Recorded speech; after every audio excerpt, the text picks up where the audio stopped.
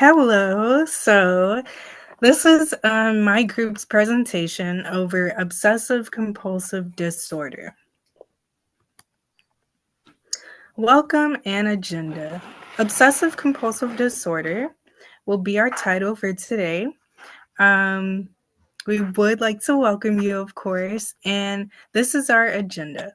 So, first, we will have our presenters, an introduction to OCD, other known as obsessive compulsive disorder. We also would like to emphasize the definition and characteristics related to OCD, the potential needs of OCD, addressing the needs of OCD, community resources that are available. We have a small video for you, and then we'll go into our summary, thank you, and of course, our reference page. My name is Francesca Howard. My peers are Areli Morales and Belisa Kinder. OCD is where a person gets scary or upsetting thoughts in their head, and they feel like they have to do something to combat those feelings. So, people with OCD often have obsessions such as scary thoughts, or they worry a lot, or images that pop into their head. Um, these thoughts can feel very, very scary. And some people don't really know how to handle these thoughts. But thankfully, there are resources that we will go over later about these. Um, and no matter how much this person tries to ignore them, the thoughts just keep coming back into their head, and they have to combat these thoughts with actions, such as an example would be someone who is, they have OCD about germs. This person will constantly wash their hands over and over and over and over throughout the time span of the day. And literally thoughts could be coming into their head saying, oh, your hands are still dirty. And so the person would keep washing and washing and washing their hands, even though their hands are already clean. They still feel like they're dirty. And so that is just one example that I have to share regarding OCD. Next, we will have Areli Morales. Thank you, Francesca. Hello, guys. OCD is when you get stuck with thoughts you don't want and you feel like you have to certain things over and over to make those thoughts go away or feel right, even if you know it's kind of silly or doesn't really help. Characteristics takes over every minute of your life. Also, doing something over and over, like leave the it will not leave from your mind. And also the stress lose control is beyond neutral neutropis. Oh Lord Jesus. Also they get thoughts, they are obtrusive. And then okay, my second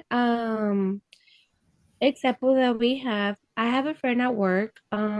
She is one of my closest friends, and I was talking to her about this assignment that we had, and she told me an example that something happened to her, and she gave me permission to share with y'all. So one day she was literally going to work, and she grabbed her stuff, her lunch, she closed the door and everything. So as soon as she went to the car, she was driving and everything, and she basically got to her classroom and everything, and she she was thinking, hey, I forgot to turn off the fireplace. So she couldn't go back to the house because she lives 1 hour from work. So she called the cops and she's like, hey, I don't remember if I turn off the fireplace and I don't want nothing happen to my house. So basically, she she called the cops and the cops went to her house. Um, basically they broke in and she she got a call again and they're like, hey, no, it was off and everything. And she was like, oh, okay, I'm sorry. So that OCD that causes for them to like they over and over think, and so she apologized and she was like, I'm sorry, my OCD gets me like that. And so after that, she had to get another door because they broke in. But Francesca, can you go ahead and go to the next one? Mhm. Thank you. Potential needs of OCD. So these kind of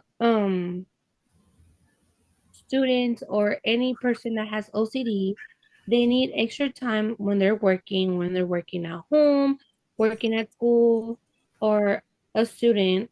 Um, so they need extra time so they can work. And also, they need like modified assessments, like for example, if the student has if each student has like 5 questions, sometimes they get three or two so they can have less overthinking. And also the teacher also has to like frequently check on them. Hey, are you okay? And so they can feel comfortable and not panic. Um, also, they have mostly some people like to be like in a quiet place.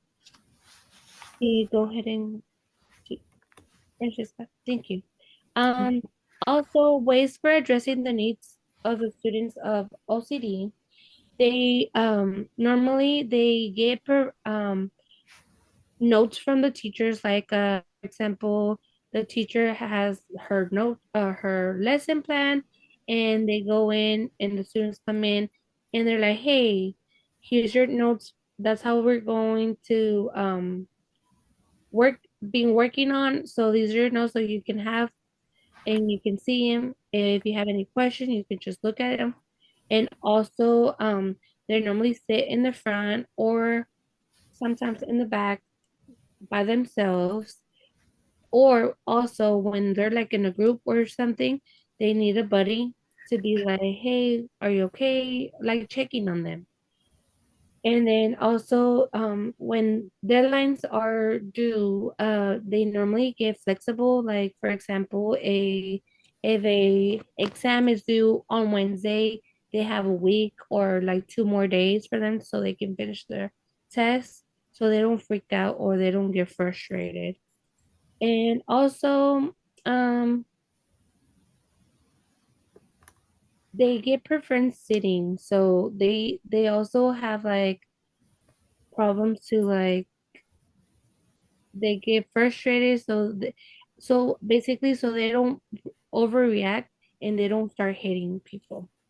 So the next speaker that we have, she will talk about different points of OCD, and also she's going to show us a video how OCD works, and the speaker is Belisa.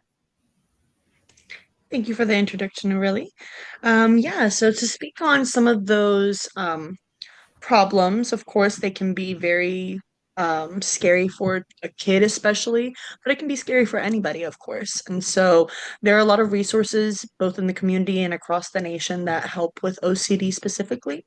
One of the first ones that we have is the International OCD Foundation, or IOCDF, and that's basically going to be a treatment and supportive community database that also provides OCD related professionals in that database.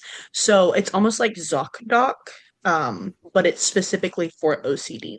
So you can put in filters like a 6-year-old dealing with this kind of OCD, and they'll give you a wide range of professionals in your area, professionals for telecommunications, all that kind of stuff. Then we have the Peace of Mind Foundation, which is specifically more for caregivers. But of course, caregivers also have to deal with the stresses of being adequate enough for their OCD student or love. They have to deal with a lot of the stress that comes with supporting these students and adults a lot of the times too, that they also need that support on the other end, not just for OCD, but for themselves. And the Peace of Mind Foundation is basically like webinars and live chats for these caregivers, so that way that either, they can get immediate access or they can also, especially in rural areas, because OCD doesn't just affect people in the city. Rural areas can also have effective caregivers and communications for caregivers. And then, of course, the Texas Child Health Access through telemedicine, which is TChat. That one's a free school-based telemedicine, obviously how it sounds, type of foundation that is a little more restrictive because it is for school based and it is specifically for 4 to 21-year-olds. So you have to be in the school system. But of course, it is free, which is very helpful for students, especially, McKinney-Ventos and everything else, students who definitely need that extra help and don't have access to the right healthcare, or maybe don't have access to as grand of a um, variety as we would hope. It's year round, so it doesn't matter if you're in the summer or not. As long as you're going to school, you can have access to this. And then, of course, NAMI, or National Alliance on Mental Illness, is actually the largest grassroots mental health organization. It doesn't only cover OCD, which is the only issue because, of course, there's going to be a little more, you know, variety. It's not going to be very specific, but it does still offer great resources, local resources at that, for people with OCD and other mental illnesses. So these are all great foundations and organizations to help not only with, OCD, symptoms, but also with dealing with those symptoms, how we can encourage our students to do better in school. Because if you're dealing with these impulsive, intrusive thoughts that create repetitive actions throughout the day, and you have no control over that time consuming, you know, type of symptom, that's going to affect your schooling. It's going to affect your everyday life. It's going to affect your everyday mobility and everything else that you do.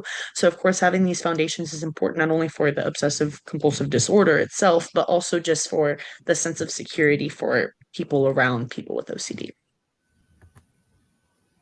And of course, this video is just more about maybe some misconceptions that we have about OCD and clearing that up, and kind of just talking more about what OCD specifically is. Hey there, welcome to Life Noggin. Have you ever heard someone say, "I'm so clean, I'm OCD"? You might think that having OCD just means being a neat freak, but actually, obsessive compulsive disorder is a serious ailment that only affects about 2% of the population. People with OCD are plagued with unwanted thoughts, behaviors, or mental images that repeat over and over. They might feel like objects in a room have to be perfectly aligned, or they may worry obsessively about harming others, even if they would never actually do anything. And yes, some people with OCD obsess over germs and cleanliness, but it's different than just wanting your house tidy. For those with the disorder, their obsession feels out of their control. It can be debilitating, and cleaning won't solve the problem. These obsessions are typically intertwined with compulsions, repeated actions the person has to do just to function. If someone is obsessed with germs, they might wash their hands over and over even after they logically know that they are clean. Or if they obsess with safety, they might force themselves to check that the doors are locked and that the stove is off dozens of times before they can leave the house. They might also feel the need to repeat a certain word or count their steps. Although OCD can take many forms, there are some things that everyone with the disorder has in common. In order to be diagnosed, the obsessions or compulsions must be extremely time-consuming and take up at least an hour a day. Almost everyone with OCD knows their thoughts aren't logical, but they can't stop themselves, and they usually don't enjoy their compulsions, it's just the only way they can reduce their anxiety and stress. So for those suffering, it can hurt to hear others use the term OCD without understanding what it fully means. You might say that you have OCD because you like things to be organized, but it's a passing thought that you can shrug off. Having real OCD means not being able to let go of those thoughts. Lots of studies have shown that those with OCD actually have slightly different brain function than those without. Although scientists are still learning how the disorder works, many think it has to do with the changes in the circuit of the brain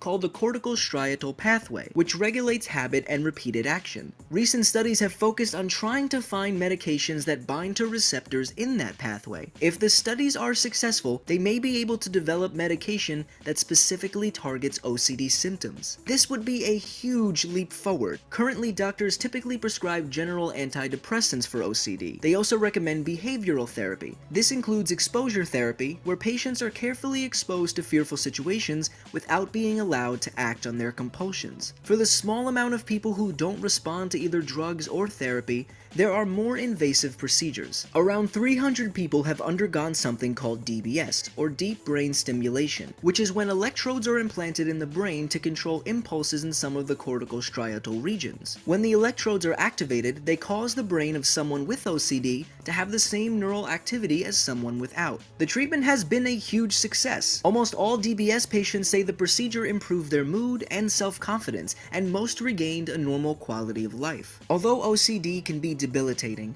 these types of treatments offer hope that one day soon, everyone with the disorder will be able to find relief and take back control of their life. I hope you gained a better understanding of OCD, and let me know in the comment section below what other science topics you would like us to talk about. If you enjoyed this video, then you should definitely watch our video where we tackle the question, can you have more than one personality?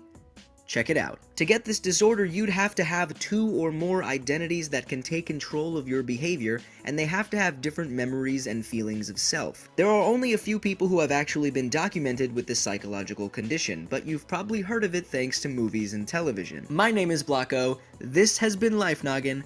Don't forget to keep on thinking. So as you saw in that video, it actually addressed both of the examples that we spoke about today about the washing of our hands and the needing to check things constantly. But as the video also addressed, it's not just I have to wash my hands. It's the compulsive action to make sure that either one, if I don't wash my hands, then of course I'm going to die from a disease, or someone I love is going to die from a disease, or something along those lines where it is all they think about. And it's not just about washing their hands, it's about preventing that thing that they are anxious about. The same thing with the second example from Aureli, talking about her friend going all the way home. The likelihood that she checked the fireplace many times before she left had no effect on whether or not she still felt like it wasn't off by the time that she was at work. And because of that, they had to break down her door just to alleviate this anxiety that was eating away at her. So, of course, there are many things that people do, like they said, repeating a word, counting steps, stuff like that. There are many different types of OCD or types of things that you do for OCD, but it has to take over at least an hour of your time a day. Imagine having to spend a whole hour doing a thing like brushing your teeth, having to spend a whole hour brushing your hair, getting ready, checking your house, specifically for a whole hour or more. That would be ridiculous to somebody with a neurotypical brain. But of course, for people with OCD, they already know it's a ridiculous thing. They just can't help it.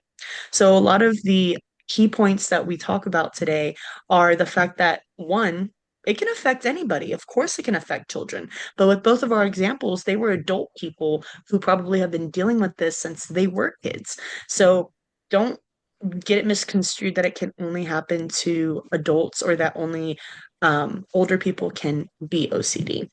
And then, of course, there's also most people with OCD just know that their thoughts don't make sense, but they feel compelled despite the fact that they know it's not rational to them because they have to do things a certain way. And just like, again, from the example, she knew she was calling the police and it was probably absurd. She apologized and apologized for the fact that she even called them, but she couldn't help it. And then, of course, our last point will be that, it takes a long time to diagnose people because of the symptoms that you have to have. Again, to have to spend a whole hour a day specifically or more dedicated to a compulsion that you cannot do, it takes over, that you cannot get over, sorry, and you cannot stop yourself from doing. It is hard to realize and recognize that that's what it is, that it's OCD, it's anxiety, it's stress. It's not just something that you do. So it's very important that we take into consideration how we think about OCD, maybe change how we think about it in the sense of it's not just a cleanliness or organization and neat kind of um, disorder. It's a serious, debilitating disorder that affects, again, even children in school, and their caregivers are affected by this, their teachers are affected by this. It's not just one person being affected by something that is anxiety ridden.